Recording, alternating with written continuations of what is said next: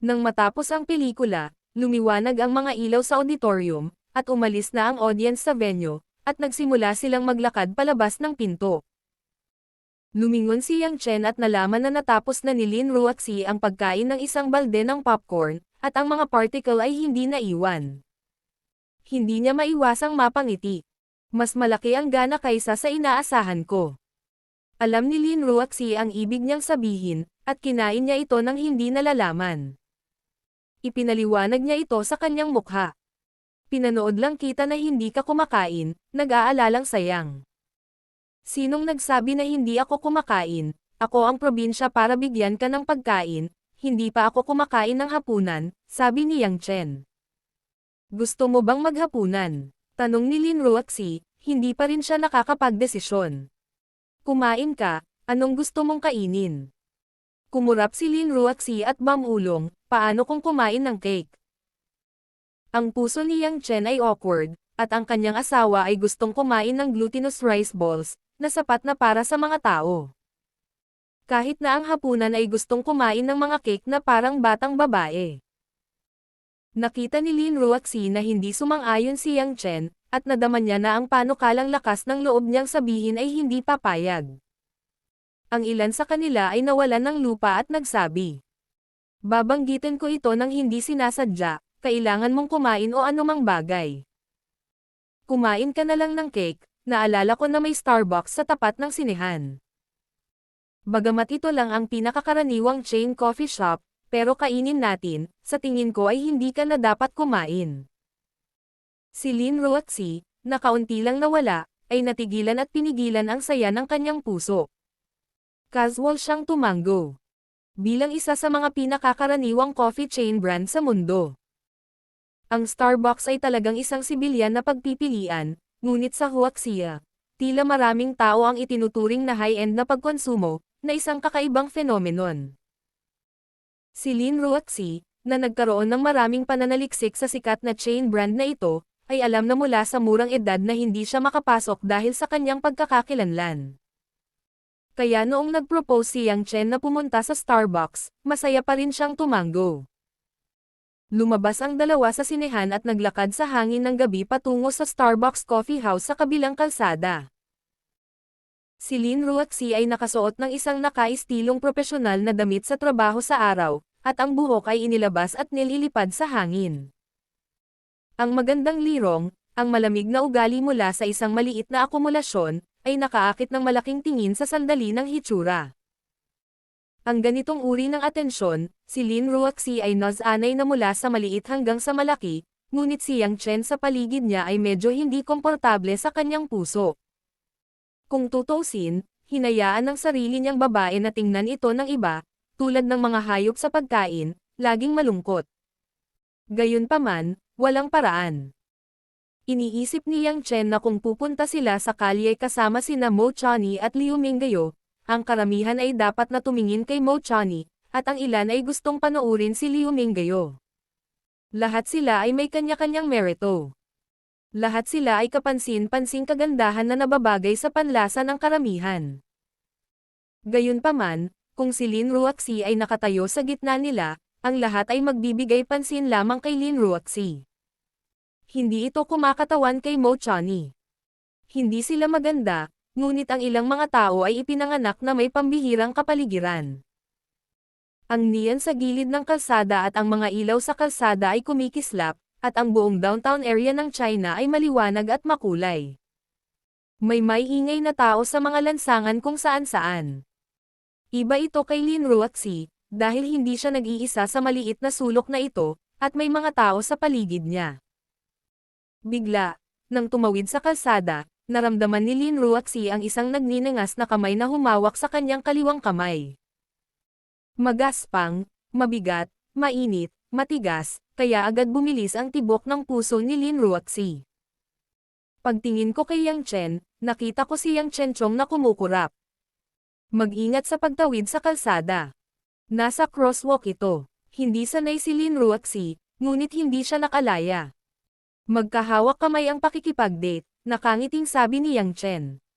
Dinilaan ni Lin Ruoxi ang kanyang mga labi at tumingin sa kalsada, hindi na nagsasalita. Matapos magkahawak kamay at maglakad papasok ng Starbucks, si Lin Ruoxi ay tumingin sa paligid ng may pagtataka. Total hindi naman siya dumating. Pumunta siya sa countertop at humingi ng strawberry cake at hot mocha. Gusto ni Yang Chen ang American flavor ng iced coffee at 2 servings. Chocolate cake. Dahil walang tao sa oras na ito, agad ko itong binitawan.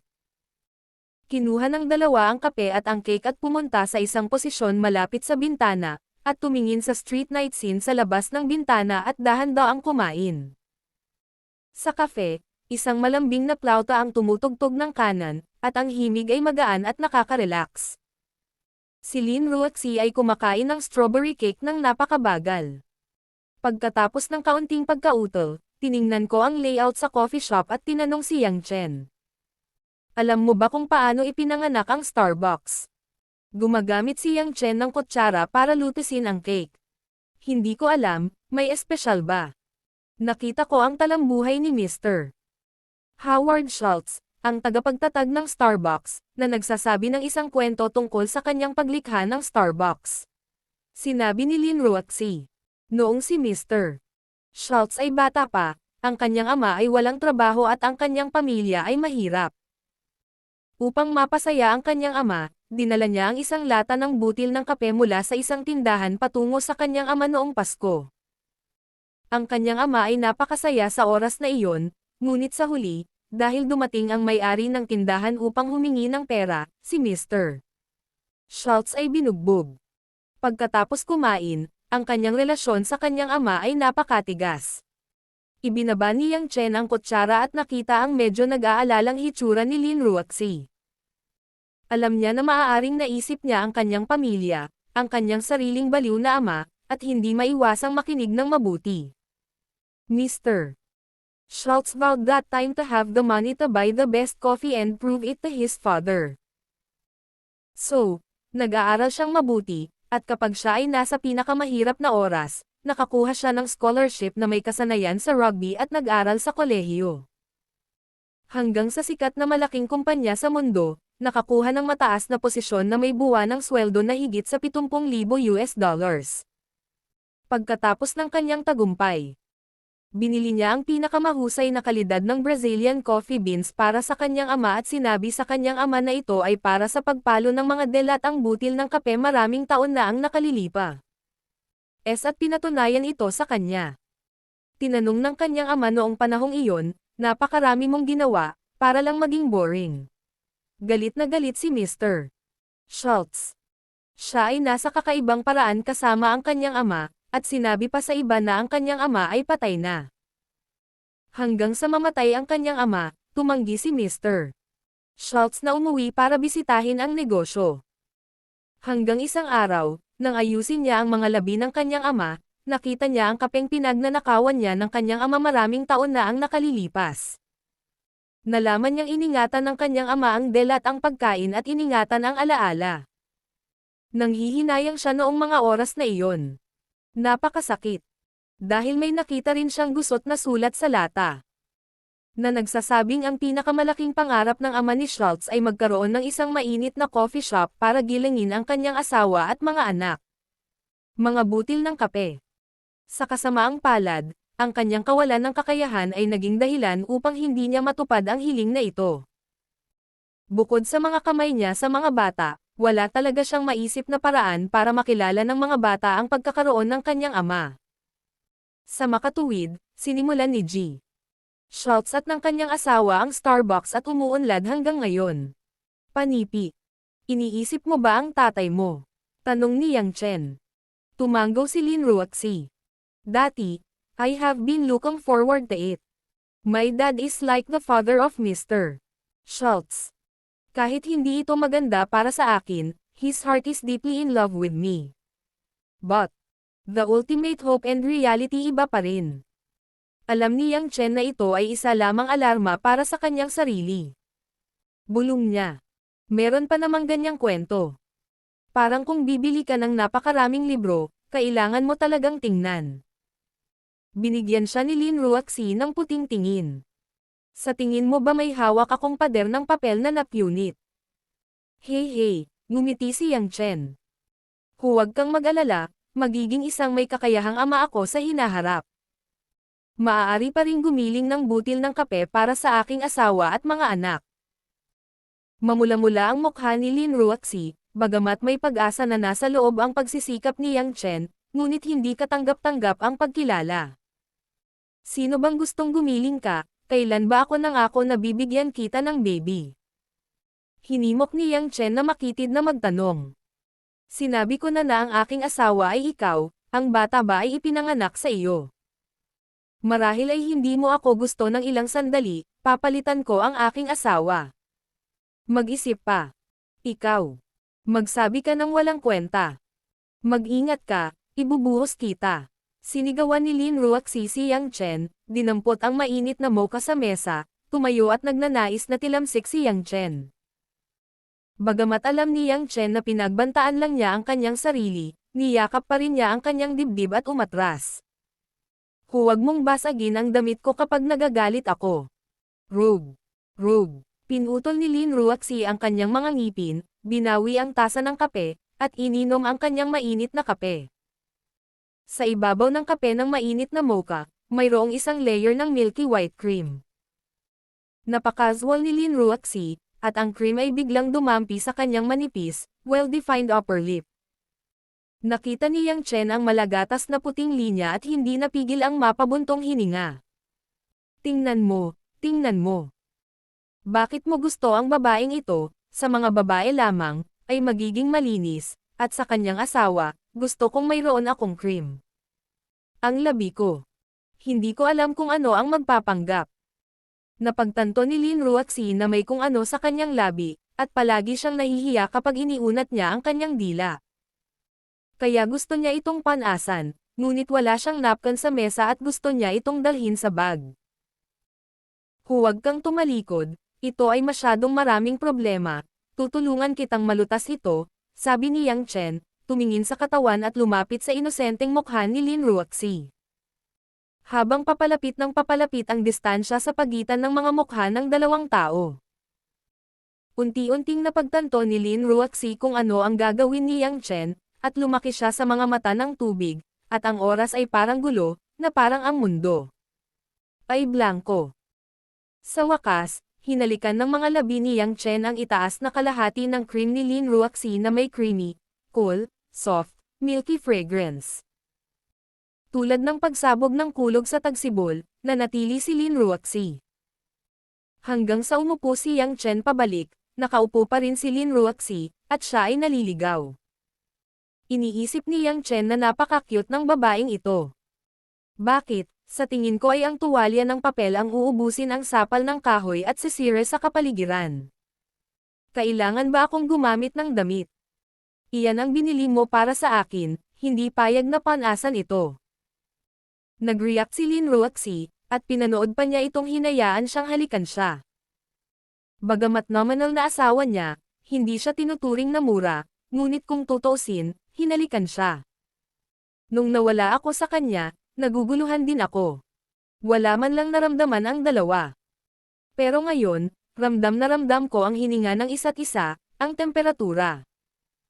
Sa pag-iisip nito, napakaganda ng mga mata ni Lin Ruoxi na kaya niyang pigain ang tubig. Bawal akong gawin ito in the future. Tsaka tinatamad akong bumili para sayo. Kaya ang ganda ng eksena, nawasak ka sa kawalan ng sentimentality, kunwari hindi pa tapos ang binili mo. Walang magawa si Yang Chen na tumawa at nag-aral. Maingay. Kumain ka dali. Ito ay isang cake. Pagkatapos kumain ng cake, iniyuko ni Lin Ruoxi ang kanyang ulo at ang pamumula sa kanyang mukha ay mahirap mawala. Sinimulan niyang binilisan ang pagkain ng mga cake, na para bang may galit sa cake, ngunit sa bawat kagat, ano ang pakiramdam ko na ang cake ay dagdag na pulot, napakatamis. Pagkatapos ng katapusan ng linggo, matagumpay ding natapos ang taglagas na palabas ni Yulei. Makatuwiran na ang oras ng lahat ay libre. Ngunit pagkatapos ng tagumpay ng pagnanakaw kay Lin Ruoxi sa gabing iyon, iniiwasan ni Lin Ruoxi si Yang Chen bilang isang tigre, at kahit na hindi siya nang ahas na tingnan ito. Araw-araw, nagmamadali siyang natapos kumain, at pagkatapos ay nagtago sa pag-aaral at nagsimulang magtrabaho. Si Yang Chen ay napakawalang magawa. Sino ang nakakaalam na ang mukha ng asawang ito ay kasing manipis ng isang flap, at alam niyang hinalikan niya ito, at mayroon siyang ilang mga magulang. Ito ay naging iligtas sa akin ng kaunting pagkawala. Pagkatapos ng masayang 2 araw na bakasyon, dumating sa wakas si Li Mohua, na dumating sa China mula sa Hong Kong kasama ang isang team. Ang oras ng pagdating ay hapon.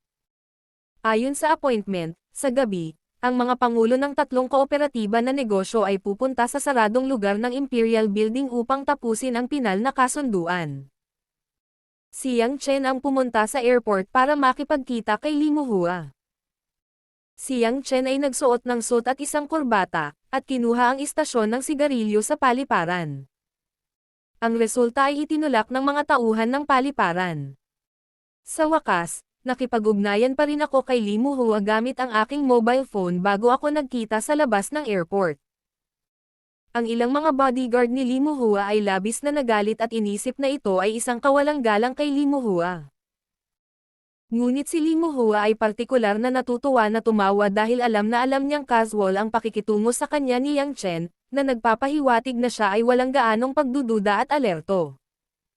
Kung biglang naging magalang sa kanya si Yang Chen, hindi siya makatulog ng maayos, at talagang hindi siya makatulog.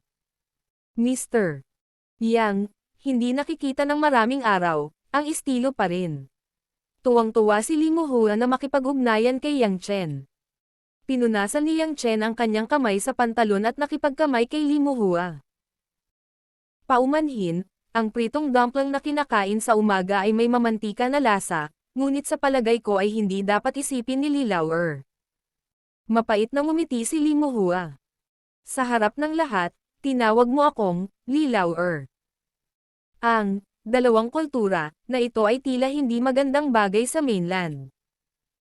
Pagkatapos ng simpleng palitan, dinala ni Yang Chen ang isang grupo ng mga tao sa 5 maliwanag na itim na Mercedes-Benz S600 na espesyal na ipinadala ni Yulei. Ang mga opisyal ng Jinyun at ang mga kasama at mga bodyguard ay nagdala ng ilang sasakyan.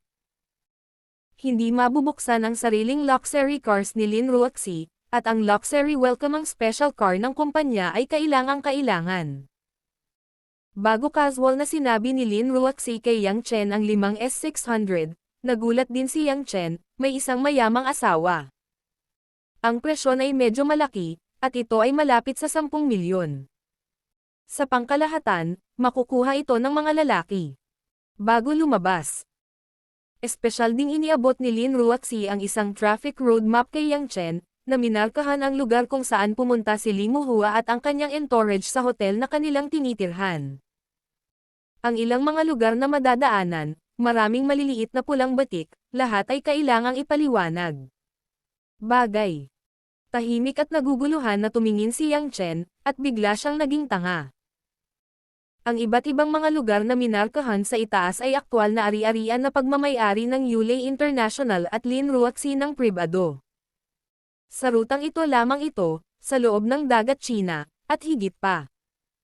Hindi na kailangang banggitin ang buong bansa at ang mundo. Hindi nakakagulat na ang presyo ay 10-10 bilyon. Nararamdaman ni Yang Chen na kung handa si Lin Ruoxi na tanggapin ang pagtatasa ng internasyonal na media. Kailangan talaga niyang makapasok sa nangungunang 100 pinakamayayamang tao sa mundo, at hindi niya alam kung anong uri siya ng babaeng malakas na babae, at lumikha siya ng ganoong imperyo ng negosyo. Mukhang mababa talaga ang mayamang babaeng ito. Hayaang makita ni Yang Chen na ang intensyon ng larawang ito ay halata. Ngunit ito ay upang ipaliwanag kay Li Mohua sa daan, ang layunin ng pakikipagtulungan nito ay napakayaman, hayaan siyang maglagay ng 100 puso, ang pakikipagtulungan na ito ay ganap na seguro. Siyempre, baka babae rin ang amo na mahilig kumain ng glutinous rice ***** at strawberry cakes privately. Nalantad ang Reyna, at ang mapagmataas na sagisag ng aking puso. Nakaupo sa maluwag na loob ng kotse, kinuha ni Yang Chen ang mapa sa kanyang kamay. Ayon sa kahilingan ni Lin Ruoxi, kailangan niyang dalhin ito pababa, ngunit naramdaman ni Yang Chen na isang maliit na bagay na pag-usapan ito. Ito ay hindi isang simpleng bagay. Sa bagay, hindi naman siya interesado sa mga lalaki. Pagkatapos mag-isip tungkol dito, iniabot ni Yang Chen ang mapa sa mga kamay ni Li Muhua na nakaupo sa tabi niya. Mr. Yang, ano ito? Nausisa ni Li Muhua ang mapa. Sinabi ni Yang Chen. Bago ibigay ito ng asawa, hayaan mong sabihin ko sa iyo ang mga punto sa mga mapa na ito. Ito ang pag-aari ng aming kumpanya at ng aking asawa.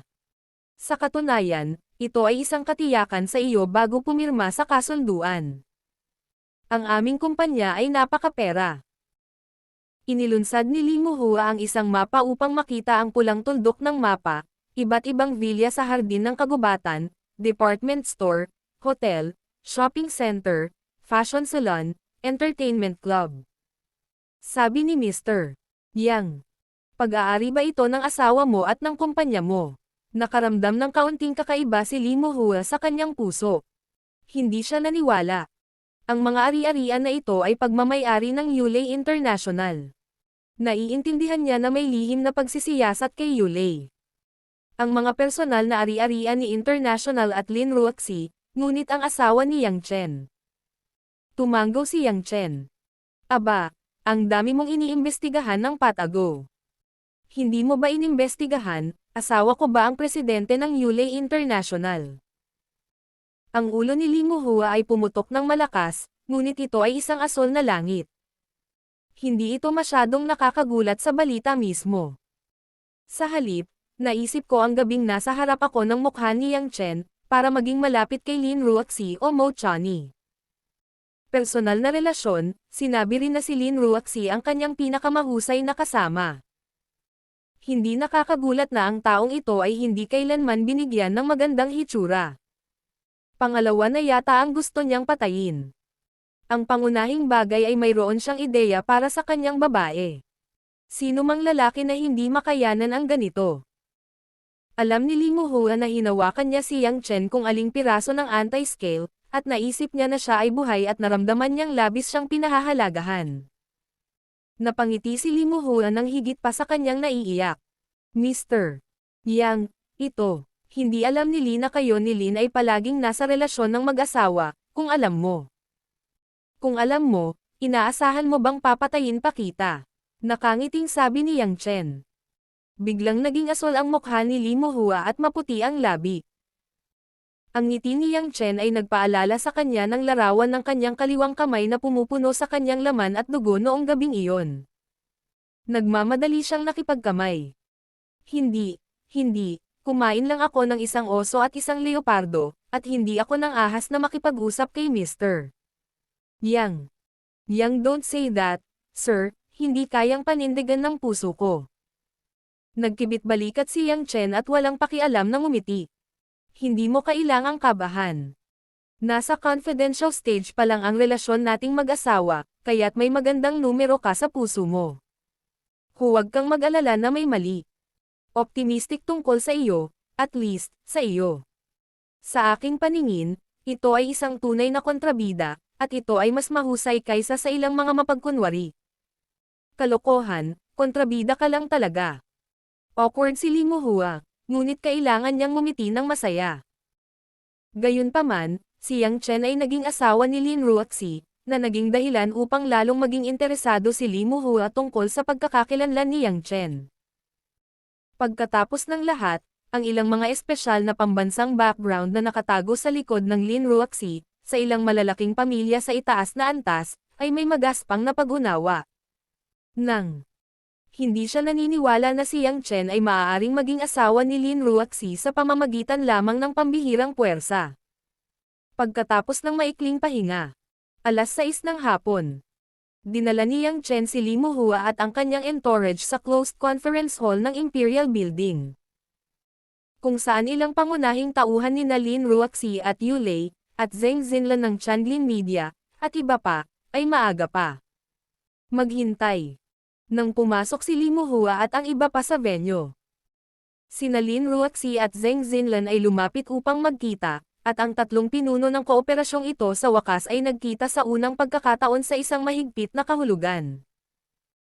Gayunpaman, ang lahat ay napakamaalalahanin, at mayroong hindi mabilang na mga homeworker sa likod. Maraming bagay ang kilala at hindi na kailangang sabihin, kaya napakadaling kausapin.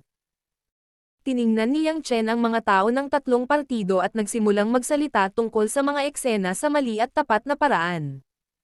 Nakinig siya at nainas. Anyway, tapos na ang trabaho niya.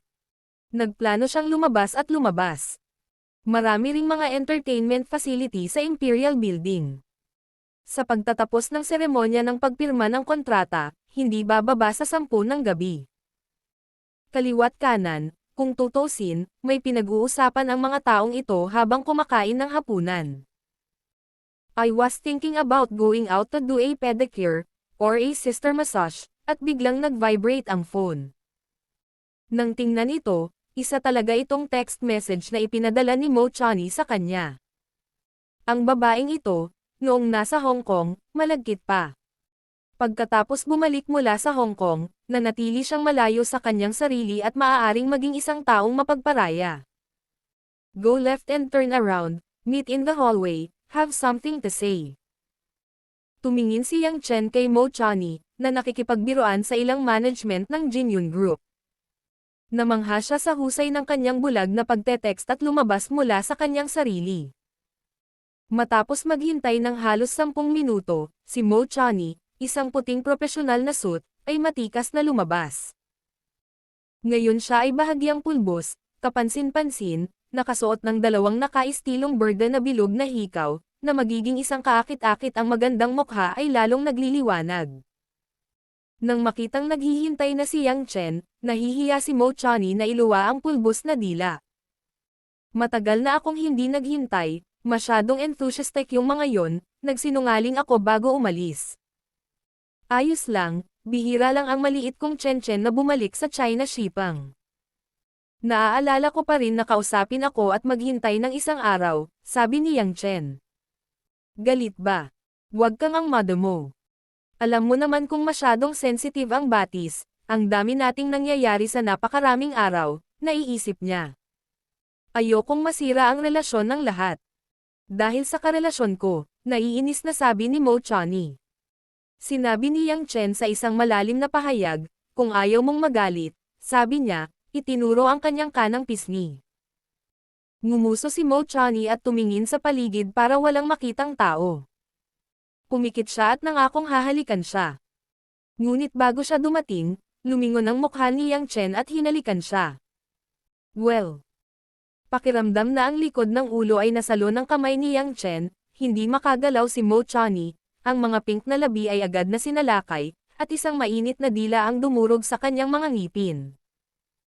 Sa loob ng ilang sandali, malambot lamang si Mo Chani, at maaari lamang siyang humirit ng malakas hanggang sa mabilis na lumabas ang kaluluwa. Hingal na hingal si Mo Chani na parang peach ang mukha. Sumisigaw sa dibdib ni Yang Chen, pinagmamasdan siyang nakangisi pa rin, hindi maiwasang maglaro pa bago siya medyo magalit, may sasabihin ako sa iyo tungkol dito. Alam ko iyon. Mura lang. Business din ito. Pero tingnan mo ang good mood ng waiter, makinig ka. Sabi ni Yang Chen na may malaking mukha. Nagkunwaring hindi nakita ni Mo Chani ang mapang-akit na hitsura. Ang tamang kulay ay nagsabi. Umuwi ka sa akin. Umuwi ka na. Oo, pumunta ka sa bahay ko. Tumingin si Yang Chen sa nagbabagang si Mo Chani at nahihiyang sinabi. Medyo nababalisa ba ito? Kahit na may kilala akong mabuting tao na tulad ko, ang posibilidad na ang mundong ito ay humigit kumulang 1 sa 6 na bilyon ay isisilang, ngunit huwag kang mag-abala. Yayain mo akong pumunta sa bahay mo. Kanina pa ako nandoon kaya nahihiya akong pumunta ng mabilis. Sa totoo lang, kung gusto mong i-dedicate ang sarili mo, makakahanap ka ng mas magandang hotel. Siyempre, I am very bukas, kung gusto mo sa ligaw, wala akong pakialam. Hindi ba ginagamit ang mga sinaunang para sa lupa? Ang malamig na hangin ay humahampas sa puwit, ang lakas ng pakikipaglaban ay mas matibay. Ngunit, maganda rin. choice to go to your home. Ewan ko lang kung hindi sapat ang kama sa squatting room mo. Malaki rin ang katawan mo sa isang babae. Kapag dalawang tao ang gamulong, hindi makatiis ang maliit na kama. Si Mo Chani ay medyo natigilan noong una, ngunit maaari niyang pakinggan ito. Paano ito magiging masama ang lasa? Nang maglaon, pagkatapos ng pamumula, pagkagat ng mga pilak ng ngipin at pagkabuhol-buhol. Yang Chen. Sinong nagsabi na iaalay niya ang kanyang sarili sa iyo? Sinabi ko na gusto kong samahan mo ako sa aking bayan sa lalawigan ng Sichuan. Sana ay pumunta ka sa akin at dalhin ang aking ina sa China. Sumigaw si Yang Chen at nagsabi. Magsalita ng malinaw, paano ko malalaman kung alin ang gusto mong puntahan ko? Maliwanag na ba ngayon? Nagmamadaling tanong ni Mo Chani. Tumanggaw si Yang Chen. Naalala rin niya na pagkatapos tulungan si Mo Chani na itapon ang ama ng ama na si Zhang Fugi. Binanggit ni Mo Chani na sasanduan niya ang kanyang ina upang pumunta sa China upang tamasahin ang pagpapala. Nalilitong tanong ko. Naaalala ko na sinabi mo ito, gaano mo bigla gusto na palayain ako? Namula si Mo Chani at sinabing. Noong kausap ko ang nanay ko noong huling pagkakataon, sinabi ng nanay ko na kung pwede kong dalhin ang boyfriend niya para makita siya, iisipin niyang pumunta sa China. Hindi aabot ng maraming araw, busy. Mangyayari. Malapit na akong matapos, babalik na ako sa aking bayan para sunduin ang aking ina. Natigilan si Yang Chen. Tiningnan ng mga magulang ang kanilang mga anak na lumalaki para sa kanilang panghabang buhay na mga kaganapan. Si Mo Chani ay hindi maliit, bilang kanyang ina, natural na mag-alala na hindi siya nakahanap ng mabuting asawa. Ang problemang ito ay maaaring malaki o maliit. Ito ay pinalaki na kung si Yang Chen ay sumama kay Mo Chani. Ito ay katumbas ng direktang pagsasabi kay Lin Ruoxi. Ang relasyon sa pagitan niya at ni Mo Chani, ito ay malamang na harapin ang katapusan ng kasal, dalawang babaeng friendship ay maaari ding harapin ang pagbagsak. Gayunpaman, ilagay natin ito at sabihin na sa ugali ni Lin Ruoxi, tinatayang walang magiging labis na reaksyon, at magiging malamig. Si Mo Chani ay tumingin kay Yang Chen ng hindi mapakali, na walang alinlangan na isang mahirap na multiple choice na tanong. Ang isip ng babae minsan ay napakakomplikado. Alam niya na maaaring magdulot ito ng sitwasyong hindi na maaayos sa hinaharap. Sa pagsasanib ng pag-ibig at pagkakaibigan, sabik pa rin siyang malaman kung hindi siya isusuko ni Yang Chen. Ito ang bait ng babae. Kung ganun, sasamahan kita. Hindi masyadong nag-isip si Yang Chen, nangako. Sinabi ni Mo Chani na ang puso ng mga mata ng bulag ay ibinaba, ang kanyang mga kamay ay dinidilaan ang kanyang bibig, at siya ay ngumiti ng mga pulang mata. Paano mo balak makipag-usap kay Ruoxi? To tell the truth, walang hindi makikita. Alam ni Yang Chen na may mga bagay na hindi mapipigilan. Mo Chani o Rose, kapayapaan ng isip, Liu Minggayo, hindi niya may tatago ang mga ito bilang sarili niyang kagandahan sa dilim habang buhay, hindi niya naisip na itago ito. Marahil ang katotohanan ng moralidad ng tao ay hindi nagpapahintulot sa kanya na magkaroon ng napakaraming asawa. Ngunit kapag ang isang tao ay hiwalay na mula sa mga hadlang ng alikabok, kung gayon hindi ito masyadong mag-aalala tungkol sa mga ito. Pinunasan ni Mo Chani ang kanyang mga mata at ngumisi at sinabing. Hindi mo kailangang hulaan kung marunong kang mag-react. Anong gagawin niya? Nagtataka na tanong ni Yang Chen. She must have promised. Tapos hindi na ako nagtatanong tungkol sa relasyon namin, mahinahong sabi ni Mo Chani. Sumimangot si Yang Chen, bakit?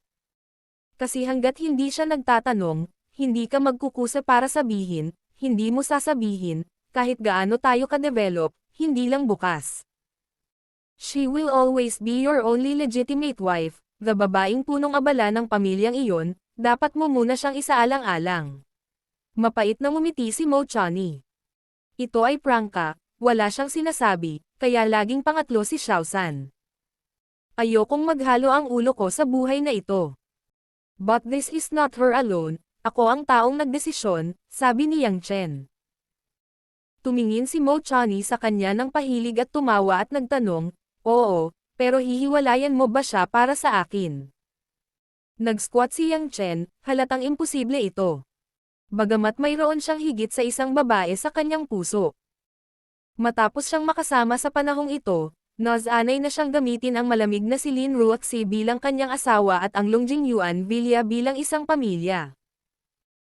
Ang pagkilala kay Wang Ma, na nagmamalasakit sa kanyang buhay, bilang isang kamag-anak, inihanda pa niya ang kanyang sarili para sa habang buhay ng buhay. Kung walang sasabihin si Lin Ruoxi, hindi niya iisipin na hiwalayan ang ibang babae. Sa ngayon, inihayag ni Yang Chen ang ilang punto ng pananaw. No wonder. She never asked me what it is to do with other women. It seems that I don't care at all. I didn't expect na may ganong dahilan. Huwag mong isipin na kung ang stream ay kalokohan tungkol sa emosyon, wala akong maintindihan. Maaaring hindi niya alam kung paano ay manage ang relasyon ng dalawa, ngunit tiyak na matagumpay siyang negosyante, isang napakatalino na tagapamahala. Kahit anong edad dahil siya ay isang babae, ang kanyang edad, ang kanyang karanasan at ang kanyang mga tao ay pagsisisihan ito. Seryosong sabi ni Mo Chani. Ngumiti ng mapait si Yang Chen. Parang nabanggit mo na ang aming tahanan ay isang kakilakilabot na sabwatan. Kung ang ilog ay orihinal na isang pagsasabwatan, at mayroon siyang iba pang mga kondisyon na wala sa mga nagsasabwatan. Mahiwagang ngumiti si Mo Chani. Anong kondisyon? Hindi mo ito mauunawaan sa mahabang panahon, napapikit si Mo Chani sa mapaglarong paraan. Hindi ugali ni Yang Chen na magtanong, kahit na siya ay napaka-curious, hindi niya itinuloy ang pagtatanong kay Mo Chani. Kailangan pa ring lumahok ni Mo Chani sa hapunan at mga negosasyon, kaya pinangunahan niya ang pag-alis. Nang umalis siya, pinaalalahanan niya si Yang Chen na huwag kalimutang sabihin kay Lin Ruoxi na pumunta sa Sichuan. Si Yang Chen, na naging isang malungkot na tao, ay hindi idle. Tiningnan niya ang floor map at nagplanong pumunta sa footbath center para sa pangangalagang pangkalusugan. Ang Huaxiagoren ay talagang isa sa mga pinakakasyasyang grupo sa mundo. Sa mga lansangan at eskinita, kailangan mo lamang magbayad ng 10-10 dolyar at higit sa 100 yuan, para makumbinsi ang mga batang babae na bigyan ka ng paile, masahe. Maging ang mga high-end na clubhouse tulad ng Imperial Building ay wala pang 1,000 dolyar ang konsumo, at para sa mga mayayamang tao na pumupunta at pumunta dito, ito ay isang malaking bagay. Hindi sinasadya ni Yang Chen na sumakay ng elevator, at direktang pumasok sa hagdan mula sa ligtas na labasan hanggang sa walang laman na hagdanan. Gayunpaman, nang hindi hinintay na bumaba si Yang Chen, nagulat siya nang makitang sa harap ng salamin na bintana na kulay tinta, mayroon talagang isang figure ng aktibidad na umakyat. Ang istruktura ng salamin sa paligid ng Imperial Building ay napakalaki, at ang mas komplikadong magarbong istruktura ay ang ilang mga sun visor na gawa sa semento at hindi kinakalawang na asero. Gumagamit ang Phantom ng parang lubid na tool tulad ng rock climbing. Kung walang aksidente, ito ay inakyat sa tuktok na layer ng gear device sa tuktok ng gusali at gamit ang kanyang sariling kakayahan sa pag-akyat. Siyempre, hindi ito maaaring baliwalain ni Yang Chen. Kung tutuusin, kung gusto ng isang gangster na gumawa ng gulo, malamang na maapektuhan nito ang kaligtasan ng mga taong pinapahalagahan niya. Kaya, agad siyang pumunta sa bintana at hinayla ang malaking glass window. Huwag kang gagalaw. Isang malutong na boses ang nagmula sa madilim na hangin sa gabi, at isang maliwanag na pistol ang nakatutok sa ulo ni Yang Chen. Si Yang Chen ay tumingkayad, at ang Mama Meryl ay natigilan din. Ikaw. Kamusta ka dito? Halos magkasabay ang sinabi ng dalawa. Hindi ibang tao ang babaeng ito. Ito ay isang babaeng pulis na nagkaroon ng maraming intersection at nagpasakit ng ulo ni Yang Chen. Sa sandaling ito, nakasuot si Kai Wei ng itim na leather coat na nakasuot sa gabi, na nagpasilo sa kanyang mainit at ***** na figure. Ang maliit na baywang ay tinalian ng lubid at ikinonekta sa isang gear climbing device. Isang itim na maikling buhok ang mukhang nakakapreskong sa malamig na hangin. Dahil sa larawang ito, medyo nawala si Yang Chen. Minsan, ang alindog ng isang lalaki ay nasa pagkababae ng isang babae. Ang ganda ng babae, di ba may kaunting glory ang lalaki? Dahan-daang ibinaba ni Kai Wei ang baril at tiningnan si Yang Chen ng masama. Tanong niya. Ikaw unang magsabi, bakit ka nandito? Ngayon ang araw kung kailan pumirma ng kontrata si Yulei at iba pang kumpanya. Isa ako sa mga responsableng tao, syempre, dito. Tiningnan ni Yang Chen si Kai Wei na may mapaglarong lasa. It is Director Kai. Magnanakaw ka o magsasanay sa pag-akyat, salamin. Ang tingin ni Kai Wei sa hitsura ni Yang Chen ay hindi parang peke. Agad niyang sinabi, kung wala kang mapupuntahan, may mahalagang kaso akong iimbestigahan. Kung ito ay natuklasan, kung gayon ito ay isang pagkawala, at ang buhay ay nasa panganib. Alis na tayo. Inilabas ni Yang Chen ang kanyang ulo sa bintana at tumangala. Maliwanag ang clubhouse sa unang palapag. Malinaw na si Kai Wei ay mag-iimbestiga sa sitwasyon sa pamamagitan ng hindi pangkaraniwang paraan. Chairman Kai, bibigyan kita ng magandang payo. Dapat kang pumasok kaagad. Kailangan mong malaman na kung naputol ang lubid mo. Kailangan mong ibagsak ang 12 ng matataas na gusali, at ang mga buto ay gumiling. Nakaturo sa makulimlim na tinatanaw ang bakanteng lugar sa ibaba. Sinabi ng Emperor Building na mayroong 5 o 6 na pong layer. Kapag bumagsak, ang kagandahan ay direktang nagiging amag. Hindi ko kailangan pangasiwaan ang mga bagay para sa iyo. Si Kai Wei ay naiinip. Kapag gusto kitang alagaan, higit sa lahat kaibigan ka ng asawa ko, lagi kitang kinukumbinsi para kumbansihin ka. Kaya mo naman, babae rin. May mga taong kayang ibigay sa mga sumusunod na lalaki. Ikaw are so a leader, you don't take yourself. The fate of the matter, do you think that a leader should do it? If something goes wrong, what do the following people do? Bobo ka, hindi matapang. Prangka na sabi ni Yang Chen. Sa katunayan, napansin din ni Kai Wei na ang kanyang sariling pagsalakay ay masyadong walang ingat, ngunit siya ay inakusahan ni Yang Chen, ngunit tumanggi siyang tanggapin ito. Gaya nga ng sabi mo, hahadlangan mo na naman ako, at sasabihin kong hadlangan mo ang mga opisyal na tungkulin mo. Pagkatapos noon, nagpatuloy si Kai Wei sa pag-akyat sa itaas na antas, anuman si Yang Chen. Sumimangot si Yang Chen, at may kaunting galit sa kanyang puso. Talagang hindi alam ng babaeng ito kung paano maging mabuti, at nag-alinlangan kung sasama ba ito sa kanya. Ngunit sa oras na ito, sa bintana ng kahon sa itaas na palapag, ang mga kurtina ay nabuksan, at sa harap ng mga saradong bintana mula hanggang kisame ang taas, isang figure ang tumayo, ngumisi at tumingin sa Kai Wei na umaakyat. Ang pagtatagpo ni Kai Wei sa sandaling ito ay nasa isang mabagal na posisyon. Pataas, may mga 2 metro pa ang layo mula sa sahig. Sa ibaba, ang bintana kung saan matatagpuan si Yang Chen ay mahigit 1 metro din ang layo. Ang biglang maikli ang buhok na lalaki ay naglabas ng isang silver Sand Eagle pistol sa kanyang kamay, at ang kanyang makapal na braso ay nakaumbok ang kanyang suit. Isipin kung gaano kalakas ang braso ng isang Sand Eagle na maaaring gamitin sa isang kamay. Tiningnan ito ng lalaki na may nakakatawang tingin, saka itinutok ang mga lubid para sa kaligtasan ni Kai Wei sa labas ng bintana. Hanggat ang isang shot, mahuhulog si Kai Wei sa 12 ng matataas na gusali at mga belang buto dahil sa pagkaputol ng lubad. Hindi man lang nagkaroon ng panahon si Kai Wei para pagsisihan ito. Bilang karagdagan sa kanyang pagkamatay, halos wala siyang pagkakataong makatakas. Alisin ang tali. Mabilis. Sa ibaba, ang pagsigaw ni Yang Chen ay nagpalinaw sa utak ni Kai Wei saglit, sa pag-asa, ginalugad na ni Yang Chen ang kanyang katawan, iniunat ang kanyang mga kamay at sinubukang suluhin siya. Sa ganoong anggulo, tiyak na hindi madaling mahuli ang isang tao sa pamamagitan ng kahit patag na mga kamay, kahit isang babaeng may magaan na katawan. Marahil ay hindi kayang buhatin ng world-class na weightlifter ang babaeng nahulog. Tandang padamdam. Higit pa rito, Kapag sumandal ka sa bintana sa baywang, mahirap gamitin ito ng husto. Nag-alinlangan si Kai Wei, dahil alam niya na kung hawakan ni Yang Chen ang kanyang mga kamay, kahit hilahin lang siya sa huli, malamang nakaladka rin nito si Yang Chen. Dapat din niyang maunawaan ito, ngunit bakit hindi mag-atubiling kunin ang sarili? Sinadya ba niya?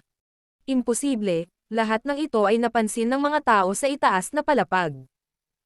Hindi niya kailangang makipagsapalaran na lokohin ang sarili para tumalon sa gusali. Tsaka kailangan pa niyang pumili. Gayunpaman, hindi nais ni Kai Wei na makatanggap ng gayong hindi inaasahang pagmamahal. Kahit na hindi bigyan ng lalaki ang kanyang sarili ng magandang imahe, ayaw ni Kai Wei na makasakit ng iba. Hoy! 2 putok ng baril, nagpaputok na ang maikling buhok na nakatayo sa bintana, ngunit dahil sa refraction ng salamin, nakaharang ang pinagdaanan ng bala. Nabigo siyang mabaril ang lubid ni Kai Wei, at binaril lamang ang malaking bintana ng tempered glass sa mga piraso. Nakita ni Yang Chen na si Kai Wei ay nag-aalinlangan at nagalit. Hindi ka tumalon, ikaw ay isang inahing baboy.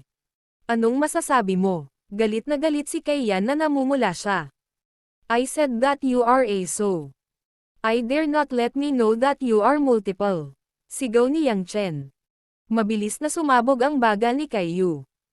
Ang lalaking ito ay naglakas loob na insultuhan ang kanyang sarili sa ganoong paraan. Tumalon at tumatalon, hindi siya maaaring mamatay ng magkasama, at papatayin niya ang mga tao bago siya mamatay. Nang pipiliin na ng lalaking maikli ang buhok na barilin ang katawan ni Kai, kinalas ni Kai Wei ang bakal sa kanyang baywang at diretsyong bumagsak ang katawan. Sa sandaling ito, biglang napagtanto ni Kai Wei na isang bagay ang kanyang desisyon, walang duda ay ibigay ang kanyang buhay kay Yang Chen. Madaling itinaas ng isang pares ng malalaking kamay ang katawan ni Kai Wei, at bago niya ito isipin, dinala na siya sa koridor mula sa bintana. Gayunpaman, awkward ang posture ni Yang Chen. Naramdaman ni Kai Wei na may nagninangas na malaking kamay na humawak sa kanyang balakang. Madiin at natatakpan ang kanyang sensitibong ****** kaya't hindi niya maiwasang mapaungol. Kahit na, alam mong hindi ito ang oras. Hindi ito masyadong inisip ni Yang Chen. Matapos niyang ihulog si Kai Wei, hindi na niya tiningnan ng maluwag ang magandang mukha ng apoy ni Kai Wei. She immediately said, "Natuklasan siguro tayo ng mga tao nila. Pupunta ako sa koridor na ito para habulin ang isang aksidente. Nandito ako. Pigilan mo sila, bumaba ka muna." Kakabagsak lang ng boses, ang tunog ng pagtakbo ay nagmula sa koridor sa itaas, at ilang itim na anino ang pumasok sa pinto. Nang si Kai Wei ay walang oras na tumutol, siya ay itinulak palayon ni Yang Chen. Halos hindi siya mahulog sa hagdan, ngunit tama lang ang husay ni Yang Chen. Umikot si Kai Wei, at nahulog lang ang lalaki sa pader at hindi nahulog. Maging matalino, tawagan natin ang mga tao, kalagkarin akong lahat para mamatay. Habang nagsasalita si Yang Chen, naglakad na siya paakyat sa hagdan. Ang 2 unang itim na lalaki na lumabas sa eksena ay sumisigaw, at si Yang Chen ay natigilan sa 2 suntok mula sa ibaba pataas. Para sa kabastusan ni Yang Chen, si Kai Wei ay hindi nasisiyahan sa sandaling ito. Nang makita niyang nagmamadaling tumayo si Yang Chen laban sa umaaligid na thug, naramdaman ni Kai Wei na nanginginig ang kanyang mga mata. Noon pa man ay napakahinala na niya. Kinukot siya, gusto man niyang hulihin siya bilang sospek, pero gusto pa niyang harangin ang grupo ng mga mabangis na tao para sa ganoong sarili, at hindi man lang nagtatanong. Dahil lang sa kaibigan ka ni Lin Ruoxi, sulit ba ang pagsisikap? Tandang padamdam. Ang mga kaisipang ito ay dumadaan lang sa aking isipan. Alam ni Kai Wei na nagsasabi ng totoo si Yang Chen, at makakatakas lang siya ng hindi nahihirapan, kaya halos tumalon siya sa koridor sa pinakamabilis na bilis. Nang tumakbo si Kai Wei sa ligtas at magkakaugnay na palapag, tanging tunog lang ng, hindi, maingay na putok ng baril ang narinig niya sa koridor. Naramdaman na lang ni Kai Wei na lumiliit ang puso. Ang 7 o 8 pulis na dumating para suportahan siya ay sumigaw. Kumuha ka ng baril. Sumama ka kaagad sa akin sa itaas. Ang iba ay nagpapanatili ng kaayusan ng gusali. Harangan ang labasan ng buong gusali. Malinaw, ang tunog ng baril ay magdudulot ng pagkabalisa sa mga tao sa loob ng gusali. Kaya naman, bilang hepe ng himpilan ng pulisya, ang una niyang prioridad ay matiyak na walang inosenteng nasawi. Sinibak na ang target ng investigasyon na ito, kaya maaari nilang arestuhin kung mayroon silang ibang ebidensya. Kasama ang isang grupo ng mga pulis na nagmamadali rin, si Kai Wei ang nanguna at nagmamadaling bumalik sa itaas. Iisa lang ang nasa puso niya, wala siya. Pagdating niya sa sahig na nakatakas, nagulat si Kai Wei at isang pulis. Ang katawan ng buong bulwagan. Nabahira ng dugo ang malaking lupa. At ang grupo ng mga itim na lalaki na hindi kapansin-pansin, na parabang nakakita sila ng mga pinakakahilahilakbot na bagay bago mamatay, ang kanilang mga ekspresyon ay lubhang nabaluktot. Hindi nakita ni Kai Wei si Yang Chen sa grupong ito ng mga tao. Naglagay siya ng bato sa kanyang puso at inutusan ang pulis na magpatuloy sa itaas na antas. Binuksan niya ang pinto para ligtas na lumabas at muling tumingin sa labas. Nagulat na naman siya. Sa alpombra sa pasilyo, mayroong higit sa 100 bodyguards sa parehong suot at kasuotan. Ang mga taong ito ay may hawak na mga pistola bago sila namatay, ngunit walang pagbubukod, ang ulo ng lahat ay tinusok ng butas ng bala. Tandang padamdam. Dugo at puting nanlalagkit na katawan na pumulandet. Meron ding lalaking hindi makakalimutan, si Kai Wei. Ito ay ang taong sinubukang kunin ang Sand Eagle upang matakpan ang kanyang lubad. Sa ngayon, nakahiga pa rin siya sa lupa at hindi galit. Dito, wala pa ring Yang Chen. Isa lang ang mensahe sa puso ni Kai Zin na tinatawag na scalp tingling ang baril ngayon lang, ginawa ng lalaking iyon ang grupong ito ng mga tao ng mag-isa. Sa pag-iisip ni Kai Wei, hindi ko maisip kung paano ito magagawa ng isang tao. Ito ay tulad ng matapang na bala at ulan sa akin, at ito ay isang bala. Sa wakas, naiintindihan ni Kai Wei kung bakit ang kanyang kapatid na babae, na hindi nakikita ang kanyang buntot, ay same time na nagbabala sa kanyang sarili na hindi pinapayagan na pukawin ang lalaki. Secretary, ano ang susunod kong gagawin? Agad namang tinanong ng isang deputy police officer si Kai Wei na naliligaw na sila. Huminga ng malalim si Kai Wei at pinatatag ang kanyang isip. Aniya, harangin mo dito, magpadala ka agad ng mga tao para harapin ang eksena. Ang mga bagay ngayon ay inilihim. Kapag bukas sila sa labas ng mundo, sinasabi nila na ang mga taong ito ay nag-aaway at namamatay. Ang mga opisyal ng pulisya ay labis na naguguluhan, ngunit si Kai Wei ay masyadong malalim sa kanyang buhay at may malakas na background. Hindi na siya naglakas loob na magtanong pa at nagsimulang ipatupad ito. Tumingin si Kai Wei sa koridor na puno ng mga bangkay, at naalala ang eksena ng kapanapanabot at matalino, ang bibig ng bibig ay hindi madaling mapansin ang isang ngiti, sinabi sa kanyang sarili. Masamang itlog, huwag magsalita ng anuman, nag-aalala ako puti. Kasabay nito, si Yang Chen, na nakaupo na sa elevator at masayang pumunta sa foot bath center sa gitna ng gusali, ay dinala sa isang pribadong silid ng isang amo na nakasuot ng pulang cheongsam. Mula nang maging milyonaryo, si Yang Chen ay malayang gumastos ng pera. Bagamat iisa lang ang tao, diretso siyang naglagay ng double room. Ang dahilan ay ang nag-iisang tao ay masyadong maliit at hindi komportable sa iba. Ang nakaraang labanan, bagaman sa pananaw ni Yang Chen, ay isang maliit na pahayag. Kung tutuusin, ang grupo ng mga tao ay isa lamang magnanakaw. Kahit na ang antas ng mga espesyal na puwersa ay wala doon. Maaari itong pumatay ng 100 tao. Medyo nakakairita. Mas mabuting hilingin sa isang kapatid na babae na pisilin pa. Kung hindi dahil sa seremonya ng pagpirma ng kontrata sa gabi, gustong pumunta ni Yang Chen kay Rose para makipagpalitan ng ideya at makipagpalitan ng wika. Ang batang babae na may panloob na marahas na ugali ay gustong makinig sa kanyang sariling pagpatay. Ngunit sa pagdaan sa silid, may isang kakilala sa ulo.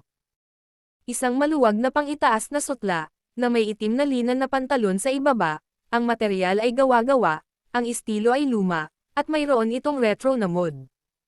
Nakangiti, parang lolo sa katabi. Sa tapat lang ng kalsada, hindi ibang tao, kundi si Zhou Guanyan, na edge of the day, ang malaking tao ni Dongxing na kinuha ni Zhou Dongcheng kanina. Mr. Yang, so good, pumunta ka rin dito para maghugas ng paa. Si Zhou Guanyan ay napakabait, sabi ng pulang ilaw. Ayaw siyang kamustahin ni Yang Chen. Kung tutuusin, kapag nakita niya siya rito, nakakasigurado siya. Ang grupo ng mga tao ay hindi makontak sa kanya, ngunit hindi ito pinansin ni Yang Chen. Iyon ay isang bagay ng pulisya, at siya lamang ang naghugas nito. Paa. Mr. Zhou ay hindi pumunta upang kunin ang katawan. Tanong ni Yang Chen. Si Zhou Guanyan ay mukhang nalilito. Receive the body. Anong klaseng katawan? Oh, tapos kapag nagsasalita ako. Ngumiti si Yang Chen at nagplanong umalis. Sumigaw si Zhou Guanyan at sinigawan si Yang Chen, at sinabing may maayang mukha. Mr. Yang, sana pakinggan mo ito. Ano? Lumapit si Zhou Guanyan at nagsabi. May lugar para sa lahat, at hindi gumagawa ng tubig ilog ang Jingshui. Hindi ka konektado, hindi magkakaugnay. Nagkunwaring nababalisa si Yang Chen.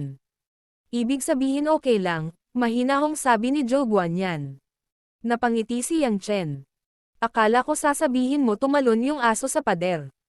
Iyon ay hindi imposible, mukhang pangit si Zhou Guanyan. Kung gayon hihintayin kitang tumalon. Nang matapos si Yang Chen, lumingon siya at hindi na bumalik. Isang lalaki na nasa tabi ni Zhou Guanyan ang nagtanong na may pagtatampo. Ang presidente. Ang batang ito ay masyadong ignorante sa pag-angat, pagsira sa aming negosyo, at pagpatay sa aming mga bisita, kahit na maglakas loob na sabihin ito sa presidente. Ang presidente, bakit? Huwag mong hayaang barilin ko siya. Meron ka ba sa kanya? Tanong ni Zhou Guanyan na walang ekspresyon.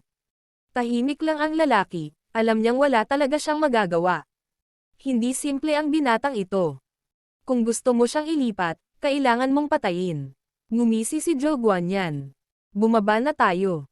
Mga hanggal na baboy ang lahat. Hindi sapat na mag-alala tungkol dito. Nakikipagtulungan pa rin tayo sa pulisya. Ako si Zhou Guanyan, ngunit isang masunurin sa batas na negosyante. Nang imasahe ni Yang Chen ang dalawang mabahong paa. Nagsuot ng dobleng bagong medyas, at kinaladkad ang pares ng cotton slippers pabalik sa tuktok na clubhouse ng Imperial Building, natapos ang negosasyon sa kooperasyon ng tatlong partido sa hapunan. Gayunpaman, ang mga bodyguard na nakatayo sa labas ng venue ay higit sa doble. Kitang-kita na ang mga insidente ng pamamaril na naganap ngayon ay kumalat sa buong gusali. Gayunpaman, ang dahilan ng pagbara ng pulisya ay ang lahat ay kailangang magpatuloy sa pakikipag-ayos dito. Nang makita ni Lin Ruoxi si Yang Chen at ang isang matandang magsasaka, iginulong niya ang kanyang mga binti ng pantalon at tinapakan ang kanyang tsinelas para pumasok sa ganoong formal na okasyon. Gusto niyang patayin ang puso niya. Parehong ngumiti sina Li Muhua at Zheng Xinlan kay Yang Chen. Mr. Yang, I really regret na hindi ka sumali sa usapan natin. Si Li Muhua ay napakagalang din kay Yang Chen, kahit na si Yang Chen ay isang maliit na tauhan lamang ng Yulei. Nakipagkamay si Yang Chen. Hindi ko maintindihan kung kasali ako.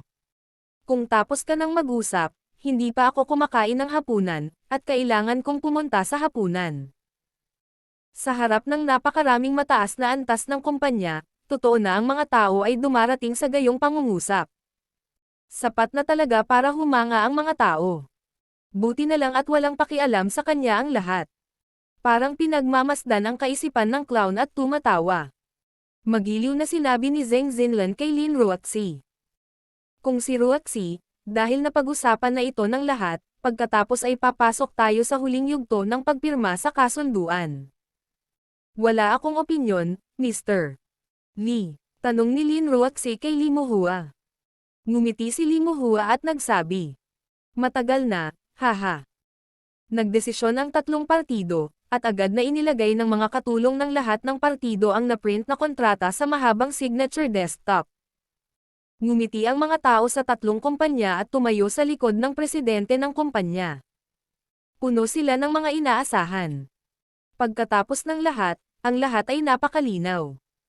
Ang ganitong pakikipagtulungan, ang huling bagay na makukuha, ay ang hindi inaasahang tubo. Hindi alam ni Mo Chani kung saan dadalhin ang isang pares ng bagong sapatos kay Yang Chen, na humihimok. Mabilis na magpalit, magsuot ng tsinelas na parang ano. Pagbalik ko, magpapalit ako ng sapatos. Walang pakialam na ngumiti si Yang Chen. Natapon ang sapatos niya dahil sa dugo. Binigyan siya ni Mo Chani ng isang blankong tingin. Hindi pa tapos. After signing the agreement, may pupuntahan pa. Hinawakan ni Yang Chen ang kanyang ulo nang hindi maipaliwanag. May aktibidad pa bang sa salihan? Kumain na rin ako ng hapunan, pinirmahan na ang kasunduan, hindi pa rin natutulog. Sabihin mo isuot mo, ang daming kalokohan. Kinailangang magsuot ng leather na sapatos si Yang Chen at tumayo kasama si Lin Chengxi kasama si Mo Chani. The signing of the one-page contract was completed in 5 minutes, and all the details were confirmed. This costly contract took effect immediately. Under this time, the executives of the three companies shook hands with each other with a smile. Even Yang Chen greeted several people who did not know. The only one who knew it was Lu Tao, the vice president of Changlin. Lin Ruoxi also shook hands with Li Muhua and Zheng Xinlan, and said bluntly, "According to the agreement, before noon tomorrow, we will transfer 5 billion Huaxia coins into the shared Swiss bank account. Our Changlin will also remit 5 billion yuan. At that time, plus the 2 billion yuan and technical support of the Li Yunyun Group, I think that in half a year, the products of new materials will be available." Zheng Xinlan laughs rude. Li Muhua said with confidence, "The strong support of the two companies will definitely allow our products to be launched sooner. At that time, even if there is a green lab in the greenhouse, the financial shortage will not be able to match our 12 billion. Confrontation. Whoever enters the market first will take the initiative, and the two will be able to rest on the fisherman." After saying a few words, the talents of the three companies began to say goodbye and prepared for the start of the project starting tomorrow. Yuli was the host, and the last one left. Under the leadership of Mo Chani, Yang Chen went to the parking lot under the Imperial Building and met with the late Lin Ruoxi. Lin Ruoxi was slightly tired, and Ting Ting came over. The skin color under the light was white and transparent. Si Yang Chen and Mo Chani stand together, faintly said, "Get on the bus, Chani, you drive." After that, Lin Ruoxi took his own seat and Saturday in the back seat of his car. In this way, Yang Chen must choose, sitting in the passenger seat with Mo Chani, or sitting behind Lin Ruoxi. This girl is forced to make his own determination. Yang Chen has no choice but to look at Mo Chani. Mo Chani smiled and blinked, saying that she didn't care. Yang Chen is no longer tempered, sitting next to Lin Ruoxi, asked, "So late, don't go home, where are you going?" Lin Ruoxi squinted for a moment, like a small donkey, "Go to one of my resorts." "Why is it good to go to the resort?" Yang Chen became more and more confused, and all this seemed strange. "Go to sleep," Lin Ruoxi said, "no longer speak." Mo Chani was not driving fast. Although there was less traffic on the highway at night, it took 40 minutes to reach the resort that Lin Ruoxi said. After entering the interior of the resort, Lin Ruoxi's secretary Wu Yu arrived early and greeted with a group of waiters. "General Lin, Minister Mo, the room has been laid out, you can go to rest at any time." Wu Yu as always, his face cold, leave of another Lin Ruoxi. "Give Yang Chen a dinner, and give him a room," Lin Ruoxi said. Tumingin si Wu Yu kay Yang Chen sa kakaibang paraan, at tila hindi maintindihan kung bakit pupunta si Yang Chen dito, ngunit tumango pa rin. "Okay. Hindi ka panipaniwala ang pakiramdam ni Yang Chen. Gusto kong malaman na tinutulungan ni Wu Yu si Lin Ruoxi na pangasiwaan ang mga opisyal na gawain. Ito ay hindi isang bagay na nangangailangan ng kanyang sarili na gawin ito. Dahil maagang dumating si Wu Yu sa resort, syempre, imposibleng mag-ayos lang ng kwarto. Gayunpaman, kahit natahimik si Lin Ruoxi, hindi niya nakalimutan na ang kanyang asawa ay hindi pa kumakain, ngunit ito rin ay isang bagay ng puso at isip, upang si Yang Chen ay mas nasiyahan. Matapos matulog sa malinis at maayos na silid ng resort sa loob ng isang gabi, umikot si Yang Chen sa resort ng madaling araw. Ang buong resort ay hindi na isang maikling distansya mula sa downtown area ng China. Hindi malayo sa isang maliit na bayan, nahiwalay sa resort sa pamamagitan ng isang maliit na lawa, napapaligiran ng mga maikling burol sa tatlong panig, tahimik na tanawin. Ang nakakapagtaka kay Yang Chen ay kakaunti lang ang mga sasakyan sa resort at walang masyadong kwarto. Ito ay hindi masyadong isang resort dahil ito ay isang pribadong kasino. Nakakaawa ang mga tunay na customer ng dayuhan. Nang balak ni Yang Chen na bumalik sa silid, biglang pinigilan ng isang waiter ang kanyang sarili mula sa likuran. Mr. Yang, Mr. Lin invited you to have breakfast. Hindi inaasahan ni Yang Chen na maagang bumangon sina Lin Ruoxi at Mo Chani. Pagdating nila sa cafeteria, magkaharap na ang dalawang babae na kumain ng salad, umiinom ng sariwang juice at may pinag-uusapan. Nang makitang lumapit si Yang Chen, ang dalawang babae ay nasa ibaba lamang ng listahan. Kumuha si Yang Chen ng isang plato ng rice noodles, hinayla ang upuan at umupo sa gitna ng dalawa, at ngumiti at nagtanong. Hindi ka talaga pumupunta dito para magbakasyon. Bilang taong namamahala sa mahalagang proyektong ito ng kooperasyon, isa rin itong karapat-dapat na ministro, hayaan kang makakita ng isang dula, sabi ni Lin Ruoxi. Anong drama? Alam mo ang pangunahing nilalaman ng kontratang ito. Tumanggo si Yang Chen. Si Yulei at Chang Lin ay kumuha ng tig 5 bilyong yuan, Jin Yun ay namuhunan ng 2 bilyon, at ang teknolohiya ng Jin Yun Research Institute. Ang tatlong partido ay magkasamang bumuo ng mga bagong materyales na may isang account. Ang mga nakapirming pondo ay hindi maaaring gamitin para sa anumang iba pang layunin. Gamitin, lamang para sa pagbuo ng mga bagong materyales. Matapos mapunta ang produkto sa merkado, si Yulei ay responsable para sa mga benta, at kinuha ang 65% ng mga kita.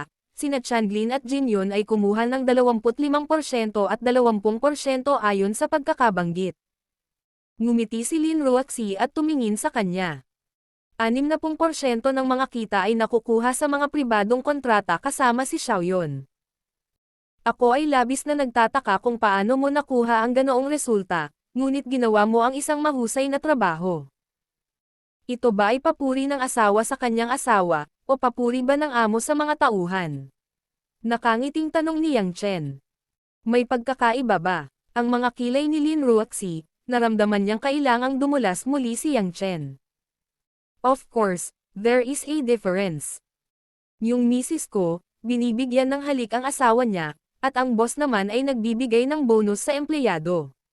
Seryosong sabi ni Yang Chen. Namumula ang mukha ni Lin Ruoxi, at si Mo Chani ay nakaupo sa tapat. Nagsimula na namang humigop ang lalaking ito. Tumikim siya at sinabing, halika, tinatayang darating si Xu Jihong. Hoy, paano mo biglang nalipat ang topic? Teka, Xu Jihong ba ang sinasabi mo? Lalong hindi naintindihan ni Yang Chen, paano ito nauugnay kay Xu Jihong. Sa paghihintay kay Yang Chen na magpatuloy sa pagtatanong, may tawanan sa gilid ng restaurant. Haha, Mr. Yang. Sa sobrang saya ng eksena. Siyempre, wala akong mamimiss. Si Xu Jihong ay nakasuot ng puting suit at isang pulang kurbata, tulad ng isang gwapong puting prinsipe, na sinusundan ng isang buhok na parang pugad ng ibon. Isang pares ng buhok na **** na hindi nagising, lumapit sa tatlo.